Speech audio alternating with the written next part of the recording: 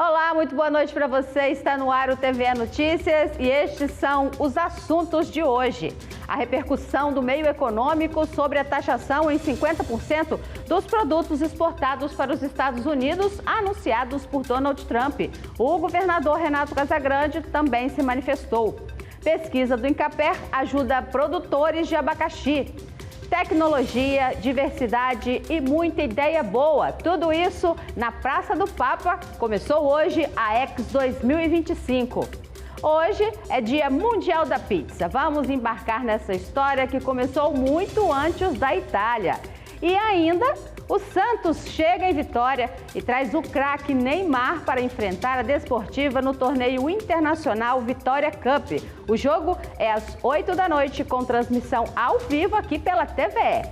Eu sou Alessandra Bruno e obrigada por valorizar a comunicação pública do Espírito Santo.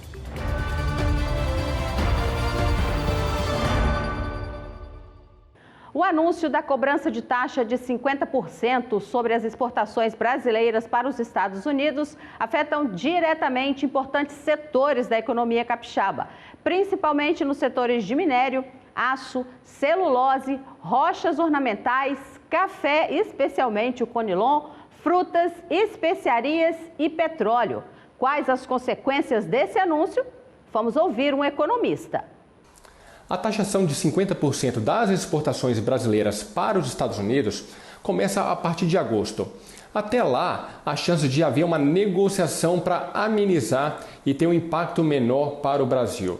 Mas, em ficando nesse patamar de 50%, vai tirar a competitividade do nosso aço, da celulose, das pedras ornamentais, do minério de ferro e até frutas, como o mamão, produtos exportados pelo Brasil e pelo Espírito Santo para os Estados Unidos.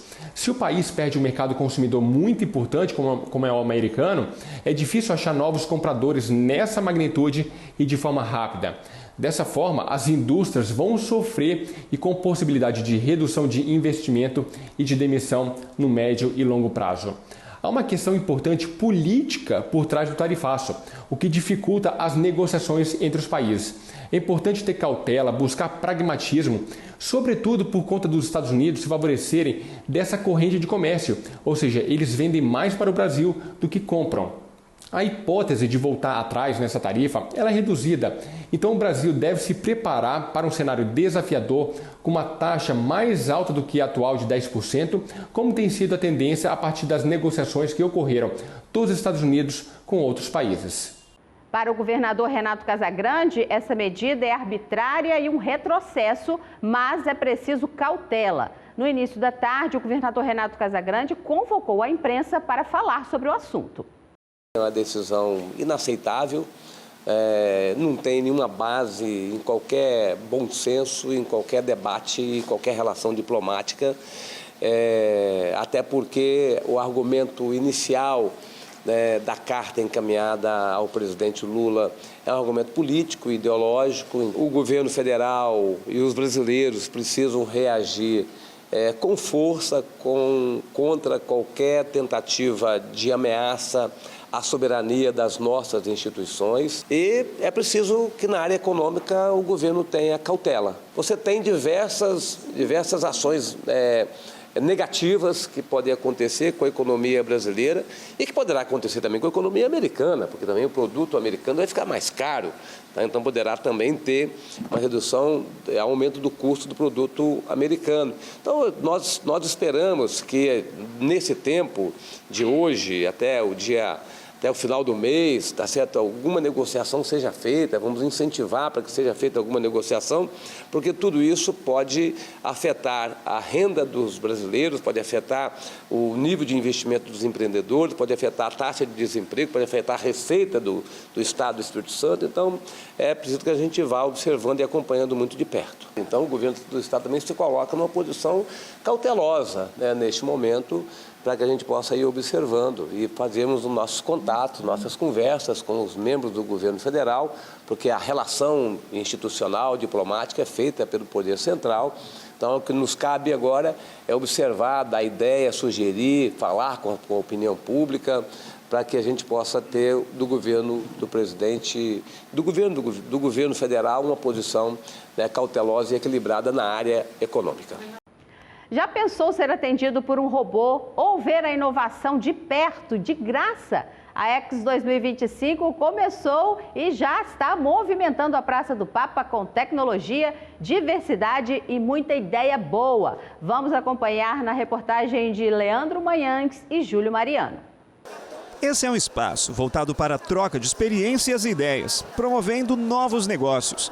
Estamos falando da ESX, que em 2025 chega à sua 5ª edição, se tornando o maior evento de inovação do Espírito Santo. Nós estamos numa edição com 300 startups expondo, 130 dessas startups são de outros estados da federação.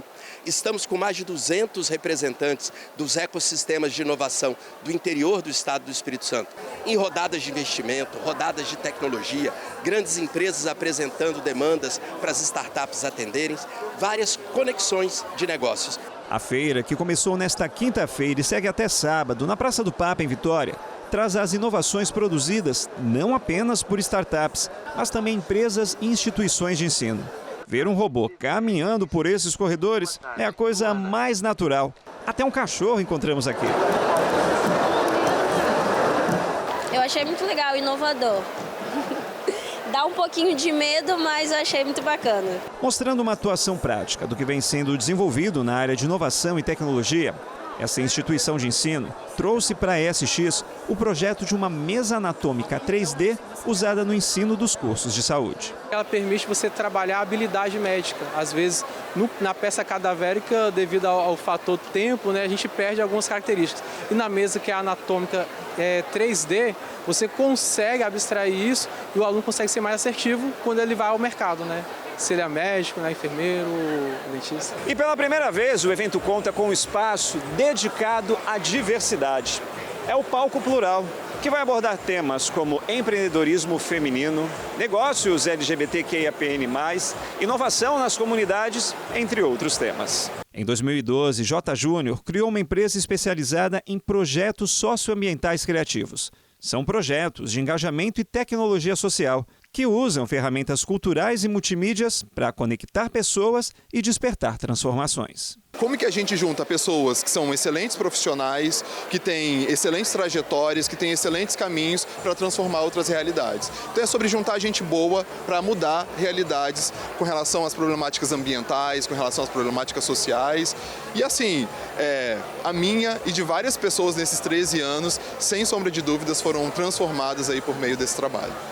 É daqui a pouco, às 8 da noite, o jogo entre Desportivo e o Santos pelo torneio internacional Vitória Cup. Neymar vai jogar e chegou ao estado ontem à noite. Mas esse é um assunto para Ana Clara Lânios.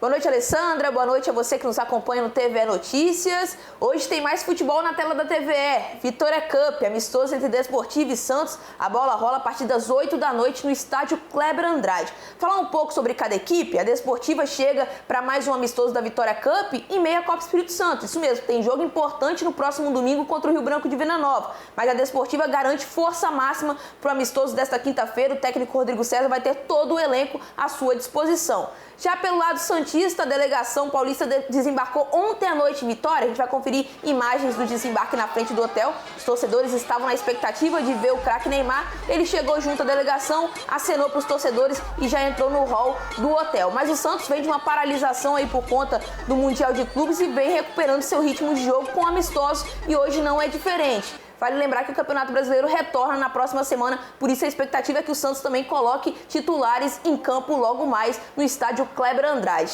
Portanto, expectativa de um grande jogo. A partir das 8 da noite você confere tudo com transmissão da TVE, na narração de Ferreira Neto, comentários de Jorge Bueri e Hélio Roberto, reportagem de campo de Richard Pinheiro e também estarei presente por lá. Tá feito o convite? Volto com você, Alessandra.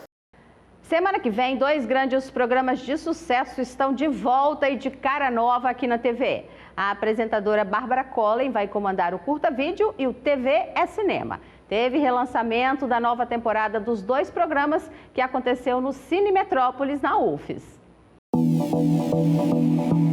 O cinema e a televisão se encontraram para celebrar 2 produções da TVE. Com novo formato, mas o mesmo compromisso com a cultura e a arte, o Curta Vídeo e o TVE Cinema iniciam um novo ciclo. E uma das novidades é o rosto à frente das câmeras. Bárbara Collin, atriz e apresentadora, assume os episódios com leveza e intimidade, propondo conversas que vão além das telas. Eu gosto de perguntar as coisas, então normalmente na vida eu já estou conversando com as pessoas e querendo saber um pouco mais e tal. Então poder fazer isso num programa já senti que ia ser muito gostoso. E sendo um programa de cinema, né, e perguntar um pouquinho mais, e tem esse trabalho de pesquisa também, né, que a gente faz antes, então tudo isso eu acho muito gostoso, assim, sabe? Você vai meio que abrindo o universo. E também eu acho que é um programa muito importante, acho que é importante a gente se ver, né? No ar desde a década de 1990, o Curta Vídeo surgiu quando o cinema nacional voltava a respirar. E no Espírito Santo, as câmeras começavam a se aquecer. O programa segue firme, como o mais tradicional espaço para o cinema local.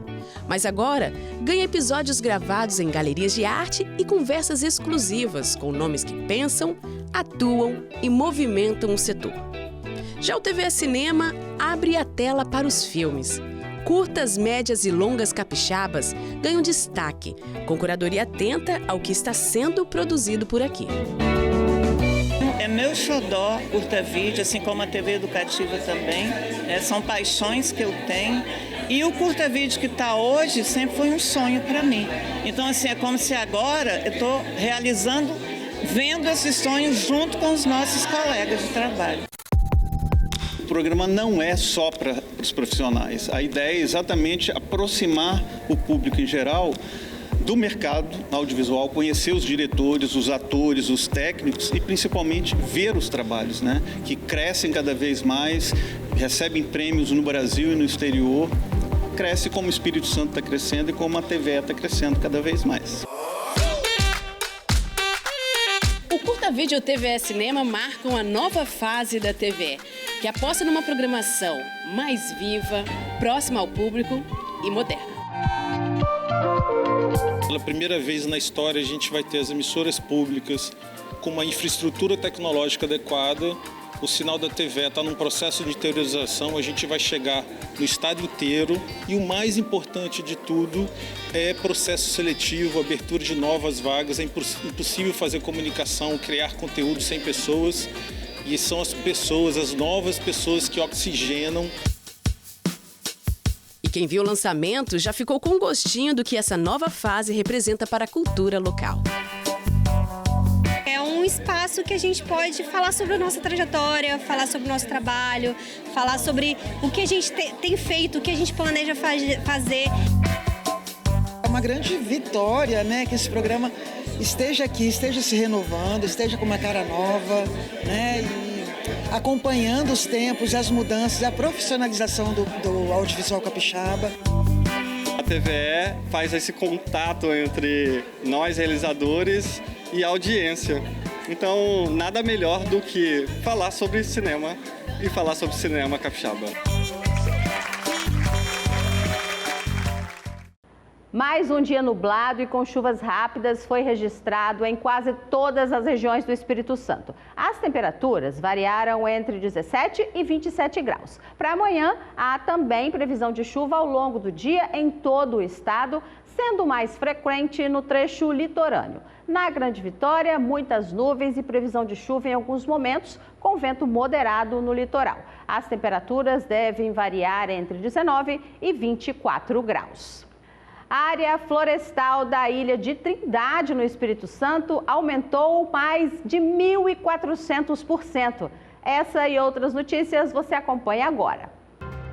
Câmara dos Deputados aprovou ontem projeto de lei que proíbe o uso de animais vertebrados vivos em testes de ingredientes ou de produtos de higiene pessoal, perfumes e cosméticos, inclusive para investigar perigo, eficácia ou segurança dos produtos. O texto será enviado para aprovação presidencial. Pesquisa desenvolvida pelo INCAPER traz solução promissora para um dos principais desafios da cultura do abacaxi, o controle da floração natural. A tecnologia permite que produtores tenham domínio sobre o momento em que a planta floresce, o que significa a possibilidade de colher a fruta em épocas de melhor preço no Espírito Santo. A ilha de Trindade, localizada a aproximadamente 1.140 quilômetros da costa do Espírito Santo, registrou nos últimos 30 anos um aumento de mais de 65 hectares de área florestal e 325 hectares de pastagens. A recuperação dos ecossistemas degradados é resultado de um estudo realizado por pesquisadores brasileiros na Ilha Capixaba. O principal fator que provocou a mudança foi a remoção completa de uma espécie invasora em 2025, a cabra. É redonda, irresistível e tem um dia só para ela. Hoje, 10 de julho, é o dia da pizza, uma paixão nacional que vai muito além do sabor. A gente te convida para embarcar nessa história que começou muito antes da Itália e que ganhou o paladar do brasileiro com criatividade e variedade. A data foi criada em São Paulo para homenagear não apenas o alimento, mas também a imigração italiana. Porém, a pizza não nasceu na Itália. Desde a pré-história, existem evidências de que os humanos preparavam pães achatados com uma variedade de ingredientes. Pratos semelhantes se consolidaram na Grécia Antiga e no Egito. Agora, com esse nome, a pizza apareceu no século XVI na Itália, coberta com recheios que incluíam queijo, manjericão, miúdos de peixe, entre outros ingredientes. De acordo com a Associação de Pizzarias Unidas do Brasil, o país produz aproximadamente 1 milhão de pizzas por dia. O estado de São Paulo é o responsável por mais da metade desse total, cerca de 572 mil unidades. Na liderança do ranking mundial está Nova York, nos Estados Unidos. Mas a pizza brasileira tem um diferencial. Pode ter a borda recheada, ser doce. É praticamente uma comida típica daqui. Por que será que o brasileiro gosta tanto de pizza? Qual que é a sua opinião a respeito? Os vários sabores diversificados, né? Tem uma mistura meio que de marguerita com portuguesa, com frango. Então, numa pizza você inclui vários sabores diferentes, né? O diferencial da pizza brasileira, então, é isso? Que a gente criou uma nova pizza, na verdade, né? Exatamente. A gente tem muita variedade. Aqui, por exemplo, tem pizza de diversos sabores. Pizza de costela bovina, costelinha suína, carne seca, tem de brócolis, vegetariana. Então, sabores é o que não falta para o cliente estar escolhendo. O TV Notícias fica por aqui. Uma boa noite para você. Obrigada pela audiência e amanhã estaremos de volta no mesmo horário. Até lá, tchau!